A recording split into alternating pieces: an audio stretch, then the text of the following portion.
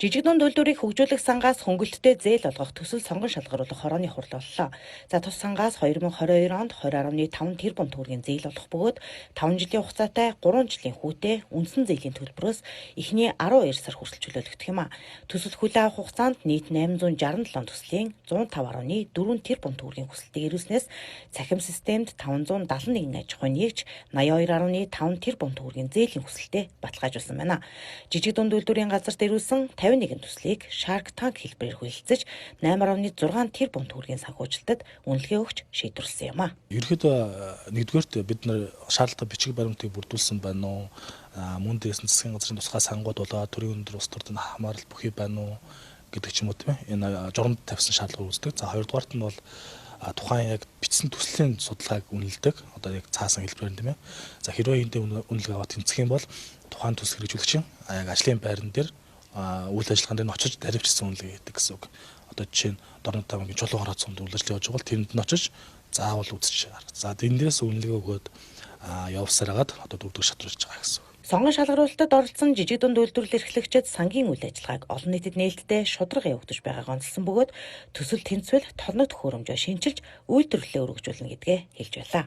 Энэ манай компанийн хувьд бол дааван бүтээгдэхүүн, аюул бүтээгдэхүүний бүгд хамтдаа тулсаас импортлж оруулж ирдэг. Энийг одоо хэрэгжтэйхэн хэрэгсэл шаардлага хангаж ирсэн бол бид нэр энэ нь бол өөрсдөө одоо яг импортлогч биш үйлдвэрлэгч болох одоо энэ зорилгынхаа хүрээнд бол яг нь ер нь Монгол улсад ахуй хэрэгцээний шуудаа одоо бүгд бол импортоор хангагдж байгаа. Энийг л одоо нөгөө гадагшаа гарах үедээ урсгалыг л зогсоох ийм зорилготойгоор л одоо бид нар импортлогчоосоо үйлдвэрлэгч болох ийм л зорилго тавиад одоо энэ төслийг боловсруулж оруулсан юм аа. Тэгээд ер нь бол бид нар урд нэгднээс бол зээл мэл бол авч байгаагүй. Анх удаа л одоо энэ зээл хүсэлт гаргасан. Тэгээд за сонгон шалгуулалтын үйл ажиллагаа бол хэвэн одоо шударга явуулж байгаа гэж харлаа. Тий. Хэрвээ энэ маань бүтчих юм бол энэ зээл маань одоо болоод орж манай дансанд ороод ирэх юм бол хамгийн түрүүнд л одоо тэр нэг бүрэн автоматад үйлдвэрийнхаа тоног төхөөрөмжийг л одоо худалдаж авах юм л зорилготой л энэ төсөлтөөр орж ирсэн байхгүй юу. Манайх 2016 онд байгуулагдсан цагаас хойш бол хүнсний ногоо тариалж дахин боловсруулах үйл ажиллагаа явуулж агаад үйлдвэрлэж байгаа бараа бүтээгдэхүүнийхээ нэр төрлийг олшруулахын тулд бид нэр дээжлэн барих дэлгэр сүйтэй цай гэдэг ийм цай үйлдвэрлэн гаргаж байгаа. Манай компани бол өмнө нь бол жижиг дундын сангаас бол зээл хүсэж байгаагүй. Одоо төслөөч өгж байгаагүй. Энэ удаа бол анхны удаа байлаа. Тэгээд жижиг дунд үйлдвэрлэлийн одоо энэ төсөл шалгаруулахын явц бол маш шударга байд юм байна гэж харж байна.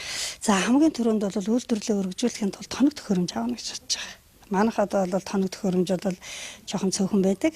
Тэгэнгүүт одоо тоног төхөөрөмжөө бол бүгдийг нь одоо нэг байгууллагуудтайгаа өмнө нь яриад үнийн судалгаа авцсан байсан. Тэгээ нэг 70% нь бол тоног төхөөрөмж авах гэсэн бодолтойгоо үлдсэнд нь бол одоо түүхийд бараа одоо түүхийдээ авна, сабаглаа бодлоо сайжруулна. Ийм л ажиллана да. За аялын үйлдвэр өргөжүүлэх одоо төслийг сая танилцуулаад гарч ирлээ. За төсөл хэрэгжснээр манайх үйлдвэрийн байраа томруулах гэж байгаа. Тэгснээр одоо ажлын байр нэмэгдэж одоо бараа бүтээгдэхүүнүүд маань бас нэмэгдэж салбар дэлгүүрүүд нээж сошиал маркетинга одоо хөгжүүлж өргөдөх гэж байгаа. За манай компани бол одоо бусад компаниудаас ялгарх зүйл нь гэх юм бол ер нь бол цаг үеэ мэдэрсэн одоо нөгөө нэг одоо судалгаа хүмүүс одоо яг юу сонирхож байна гэдгийг одоо бүр маш сайн судалсны үндсэн дээрээс одоо олон нэр төрлийн бүтээгдэхүүнүүд гаргадаг. Жижиг дунд үйлдвэрийг хөгжүүлэх сангийн хөнгөлөлттэй зээл олох төслийн 4-р шатны сонгон шалгаруулалтанд 21 аймаг нийслэлийн нийт 153 аж ахуй нэгж 19.6 тэрбум төгрөгийн зээл хүссэн төслүүд тэнцжээ.